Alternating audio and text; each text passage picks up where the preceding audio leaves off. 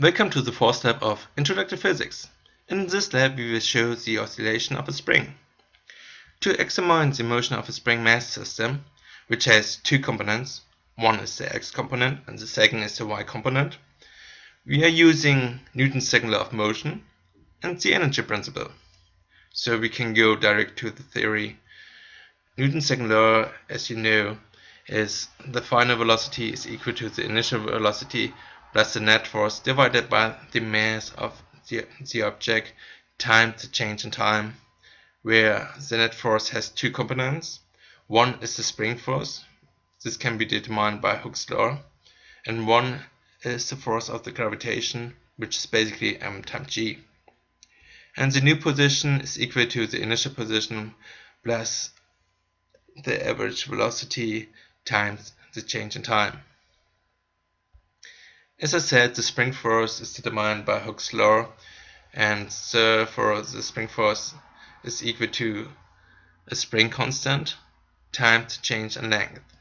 And we can calculate the spring constant if we know the period, and our period is 1.5195 seconds in y direction, and therefore the spring constant is 6.873 newtons per meter, and the initial length is 0.1268 meters.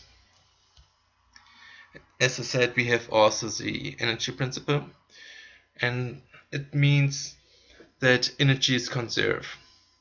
Therefore, no energy is created or lost. This means that the change in energy is equal to zero, or the final energy is equal to the initial energy. In this project, we have three different energies. A kinetic energy, which is equal to 1/2 mv squared. A potential energy of the spring, which is equal to 1/2 the spring constant times the change in length squared. And also the potential energy of gravitation, which is mg times the height. So we can go to the tracker software and can run that. And you see here we have oscillation in the x direction, and also the y component has oscillations.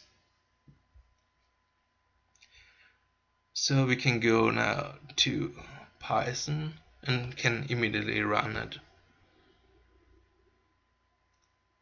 So the blue dot represents the model, and the red dot represents the observed data.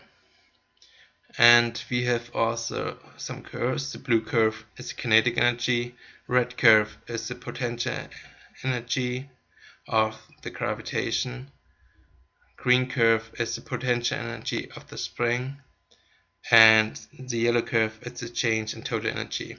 As you can see here, the blue and the red dot are not very on top of each other. And we see also that the change in total energy is not equal to zero. So we can answer the questions now.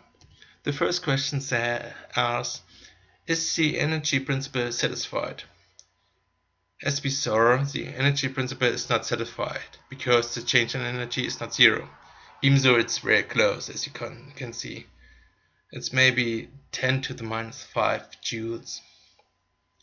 But there might be some additional terms, maybe an increase of the thermal energy of the air, or another increase of the thermal energy in the spring.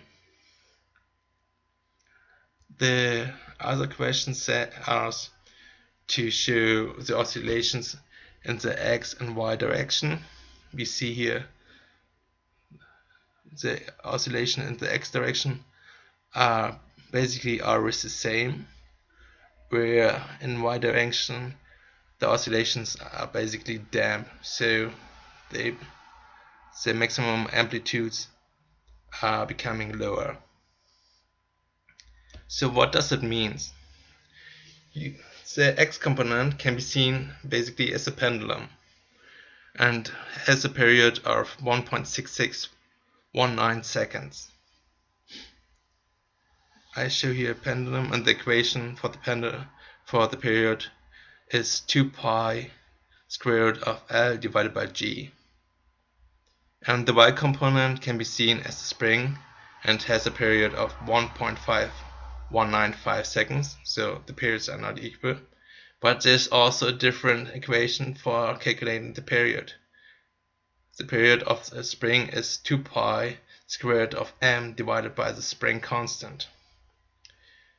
Because of the two different equations, which are not related to each other, the period in x and y direction are different. Thank you for watching.